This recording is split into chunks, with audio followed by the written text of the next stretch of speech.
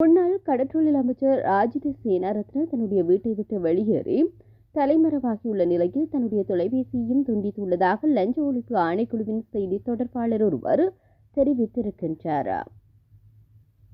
கிரிந்த மீன்பிடி துறைமுகத்தில் மணல் அகழ்வு திட்டத்தை சட்ட நடைமுறைகளை மீறி கொரிய நிறுவனத்திற்கு ஒப்படைத்ததன் மூலம் அரசாங்கத்திற்கு 2.62 பில்லியன் ரூபாய்க்கு அதிகமாக இழப்பு ஏற்பட்டுள்ளது. இந்த சம்பவத்தில் சந்தேக நபராக ராஜித சேனாரத்ன பெயரிடப்பட்டுள்ளார். அவரை கைது செய்ய பல முயற்சிகள் மேற்கொள்ளப்பட்டது. எனினும் அவர் இன்னும் கண்டுபிடிக்க முடியவில்லை என செய்தி தொடர்பாளர் குறிப்பிட்டார்.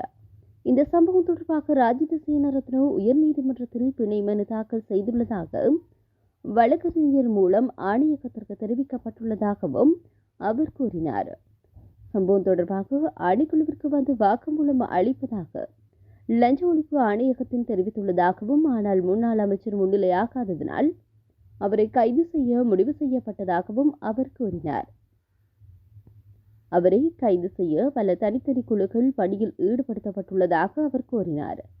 இந்த விசாரணை தொடர்பாக வாக்குமூலம் அளிக்குமாறு பல சந்தர்ப்பங்களில் அவருக்கு அறிவிக்கப்பட்டிருந்தாலும் பல்வேறு பொய்யான விடயங்களை முன்வைத்து அவர் தொடர்ந்தும் வாக்குமூலம் வழங்குவதை தவிர்த்து வருவதாகவும் ஆணைக்குழு தெரிவித்துள்ளது. ராஜித சேனாரத்ன தான் ஒரு மருத்துவ பிரச்சினையினால் பாதிக்கப்பட்டுள்ளதாக குறிப்பிட்டு வழக்கறிஞர் மூலம் லஞ்ச ஒழிப்பு ஆணையகத்திற்கு மருத்துவ அறிக்கையை சமர்ப்பித்துள்ளார்.